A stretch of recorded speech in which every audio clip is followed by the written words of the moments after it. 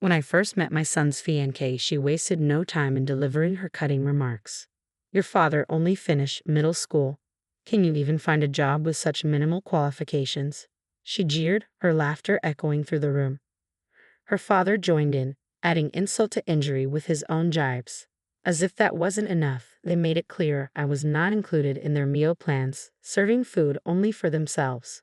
The fiancée's mother, with a smirk plastered on her face, remarked, I only cook for my family. I've never encountered such a ridiculous parent during a family introduction. I decided I wouldn't tolerate their disrespect any longer. Feel free to say what you like, I retorted before swiftly exiting the restaurant.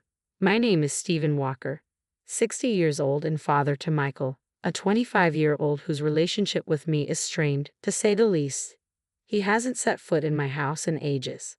I've often found myself grappling with regret over the way I raised him, especially considering it's what ultimately led to losing my beloved wife when Michael was still in elementary school. My wife had been fragile since childhood, and her passing at the tender age of 45 left a profound void in our lives.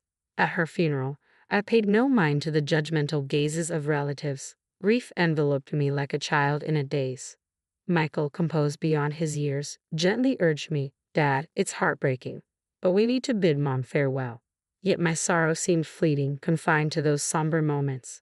At that time, I was overseeing a real estate business inherited from my father. The day following my wife's funeral, I awoke to a flurry of client calls.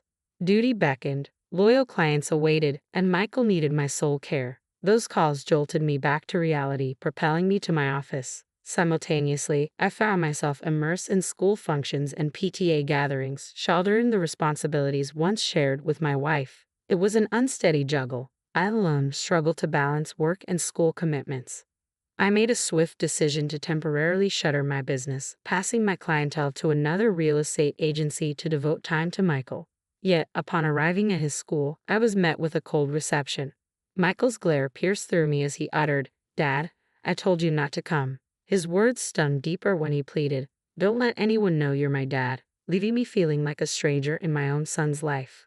Even now, as I sport a Walker name tag during PTA activities, the reason behind Michael's sudden aloofness remains a puzzle. During one such event, my mother's innocent inquiry unraveled the truth. Isn't that your father? She questioned, oblivious to the tension. What's he doing here on a weekday? Has he nothing else to occupy his time since your mother passed? Michael, silent and crestfallen, bore the brunt of his classmates' ridicule. Desperate to shield him from further humiliation, I intervened, offering a feeble excuse about taking a break from work akin to their summer or winter recess. Yet Michael's vulnerability only served as fodder for his peers' mockery, leaving me grappling with a sense of helplessness. Your dad's only job was pretending to take a break. Your family's poor. I'll share my lunch bread with you. Michael's classmates' taunts only fueled his growing resentment. Damn you, Dad, your words just made me look even worse, he seethed. Helpless against the onslaught of mockery, I could only avert my gaze, my heart heavy with the weight of his pain. Countless tears were shed in solitude as I grappled with my own sense of inadequacy.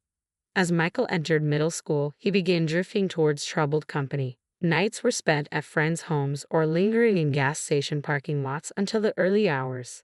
In an era where cell phones were a luxury, his absence became increasingly alarming. With each passing day, he returned home less frequently, leaving me in the dark about his whereabouts and activities. All I could do was offer apologies when the school's calls came, reporting complaints from nearby gas stations. Whenever I visited Michael's school, I endured a barrage of insults from him and his unruly peers, who hurled derogatory names and empty cans my way. Michael's demeanor had turned increasingly volatile since entering middle school, leaving me terrified to even approach him, unsure of how he might react. Reflecting on my parenting during his elementary years, I wished I had handled things differently. Yet I was at a loss. What was the appropriate approach to address a child's unruly behavior? Communication with a teenager seemed like an insurmountable challenge, leaving me utterly bewildered. Michael's truancy and classroom disruptions escalated, with his academic performance plummeting to new lows.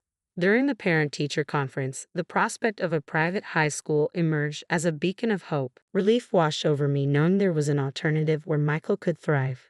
Perhaps, I reasoned, a change in environment and peer group would temper his behavior. True to my hopes, Michael's transition to high school marked a turning point.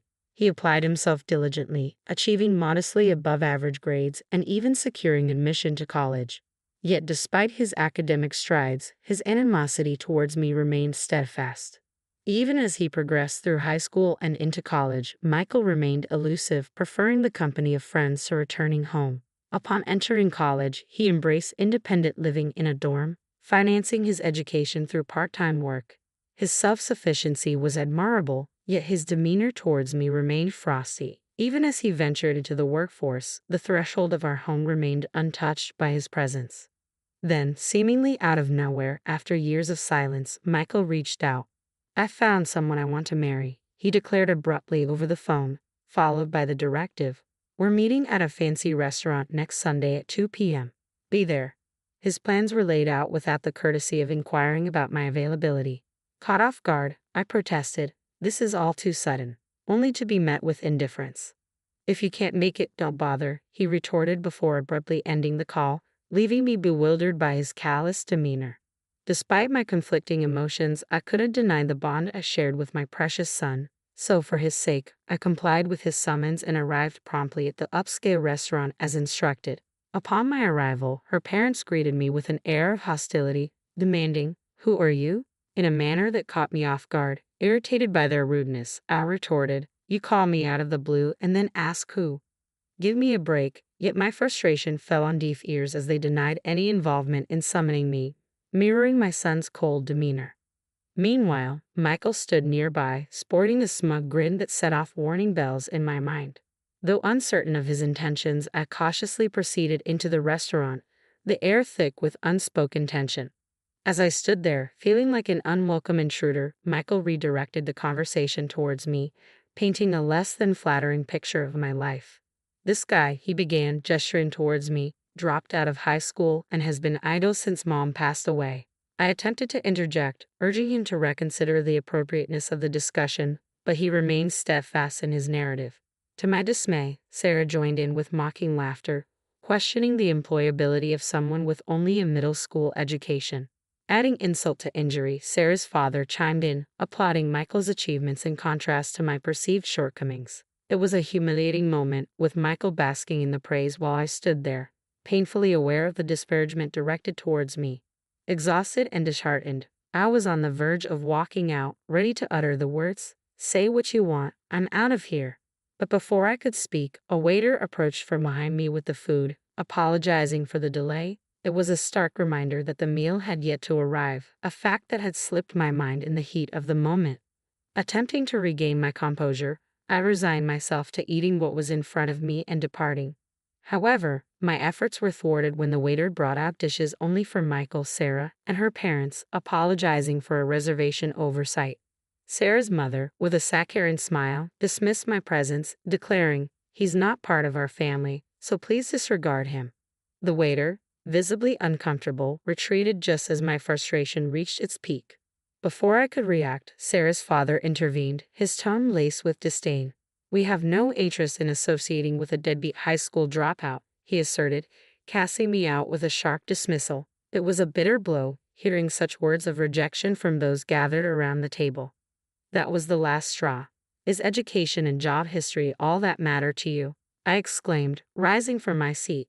"Seems like you folks are a bit out of touch with reality." With those words, I made my intent to leave abundantly clear. In response, Sarah's father delivered a cutting retort, emphasizing the importance of education and job history, particularly in his line of work at Bank of America. His condescending remarks stung, but I managed a parting comment as I exited the scene. "Impressive working at Bank of America," I murmured under my breath, though it hurt amidst the tension in the air.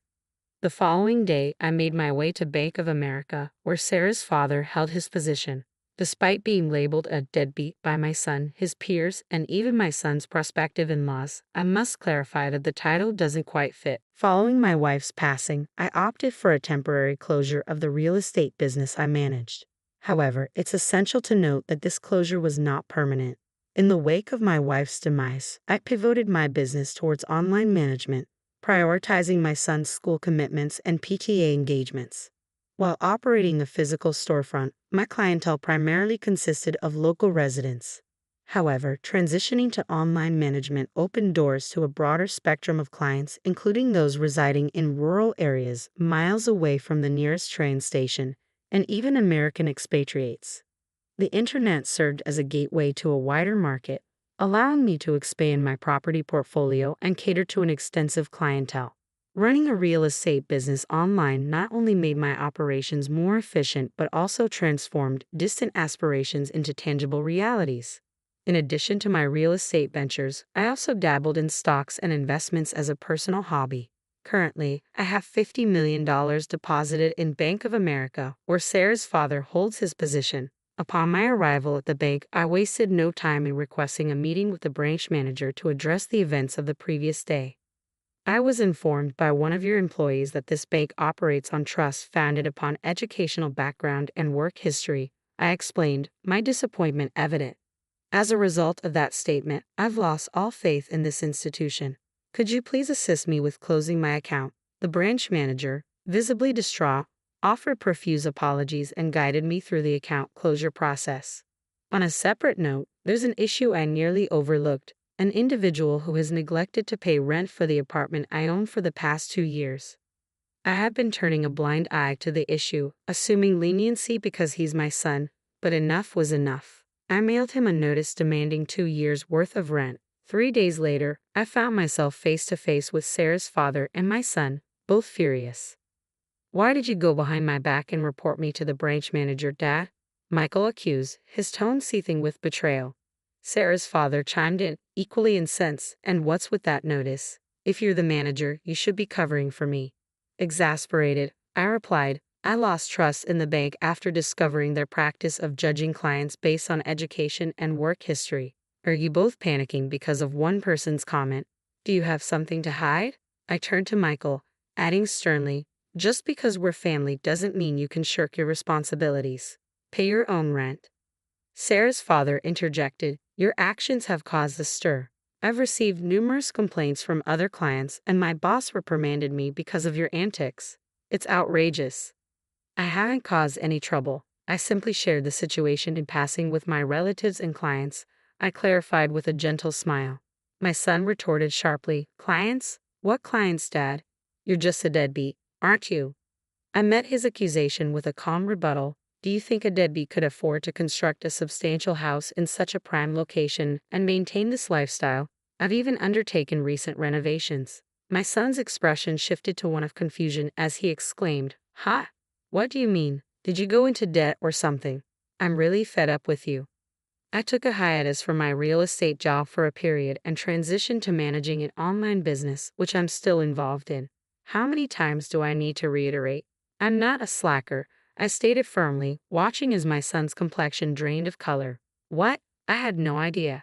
I thought you were only working part-time," he stammered in disbelief. Sarah's father erupted in anger. "You're quite the piece of work, hiding your occupation even from your own son." Annoyed by the accusation, I retorted, "Say whatever you want," as I shut the front door behind me, cutting off further discussion. Outside, their voices echoed in heated accusations, punctuated by threats of legal action and bitter resentment. "You've tarnished my reputation. I'll take you to court. I can't believe I've been deceived by my own father all this time. I won't stand for it." Their argument escalated into a cacophony of shouts, but after about 10 minutes of fervent protest, their voices gradually dwindled into silence. It seemed they had exhausted their anger. Realizing the futility of their outbursts, I breathed a sigh of relief, assuming they would refrain from returning. However, just as the tranquility settled in, my son's enraged voice shattered the calm. "You deceitful liar! What are you still doing here?" I peered out the window to witness Sarah's father and my son defacing my front door with spray paint. "This can't be happening. What are they plotting?" Just as I prepared to confront them, the wail of police sirens pierced the air, drawing closer by the second. Could it be that a concerned neighbor had alerted the authorities? My suspicions were confirmed when I stepped outside to find them both being apprehended by the police, responding to a complaint from the neighborhood. "There he is, that deceitful liar. I've lost all credibility at work because of him." Their accusations reverberated through the air as the police calmly escorted them into the patrol car, reassuringly stating, all right, we'll handle it from here." Suddenly noticing my presence, one of the officers approached me with an oddly cheerful demeanor. "Sir, would you mind accompanying us to provide your statement?" "Why me? But I suppose I'm the one wronged here. I'll spill the beans on all their deceitful antics," I replied, agreeing to go with them. Upon arrival at the police station, I presented the officers with footage from a security camera installed at my front door, capturing the entire commotion. "This is excellent evidence," exclaimed one of the officers, his eyes gleaming with satisfaction. With the video in hand, my interrogation was swiftly concluded. Consequently, my son and Sarah's father received a stern warning from the police and were required to sign a restraining order, mandating that they maintain their distance from me. As it turned out, the entire neighborhood bore witness to their outrageous behavior. Word spread like wildfire, reaching even my son's workplace. A coworker who resided nearby couldn't contain the gossip, regaling the office with tales of Michael's arrest for vandalizing his own father's property. I was so taken aback that I captured the entire ordeal on video. The news of Michael's antics quickly spread throughout his workplace and among clients, resulting in his demotion by his employer. Determined to address the matter, I returned to Bank of America, where Sarah's father was employed. Upon presenting the manager with the security camera footage from my phone, his complexion drained of color. Subsequently, I learned that Sarah's father had been terminated from his position, and naturally, Sarah called off her engagement with Michael. Both Michael and Sarah's family relocated to a rural area, seeking refuge from the fallout of their actions. Rumor had it that Sarah's parents even took up part-time employment at a remote gas station operated by my brother. They were no good at it, couldn't grasp the basics of stocking shelves no matter how many times I showed them. Had to give them the boot right away. And word has it, nearby gas stations and farms did the same. According to my brother, it seems Sarah's parents can't hold down a steady job. They're bouncing around from one gig to another at gas stations and farms as a duo. Additionally, Sarah was known for showering her boyfriends, including my son, with lavish gifts like watches, and she ended up in debt because of it. The meager earnings her parents make from their part-time gigs reportedly go straight into clearing their daughter's debts, leaving it a mystery how they managed to make ends meet. It's been 5 years since then, and my son is now 30. It seems that he's made positive changes after experiencing kindness from the people in the small town he moved to. He approached me on a couple of occasions, offering sincere apologies. I realized I had been naive and immature, hastily labeling him as good for nothing without making an effort to understand his job. The weight of regret for my actions is something I can't apologize enough for. Observing the shift in my son's demeanor, I made the decision to allow him to move in with me. Now, he's employed at a company near my residence, and gradually, he's begun assisting me with my work as well. However, it's important to note that he's still inexperienced and I'm cautious about placing complete trust in him. While I remain hesitant to delegate all my tasks to him, I intend to closely monitor his behavior and attitude towards work before making any further decisions. If he demonstrates a genuine transformation in his life, I might entertain the idea of entrusting him with my business. However, expressing this possibility directly to him could lead to impulsivity. He might eagerly respond with, "Seriously, I'll resign tomorrow," and act without careful consideration. For now, I'm living with my son, holding on to the hope that someday I'll feel secure enough to place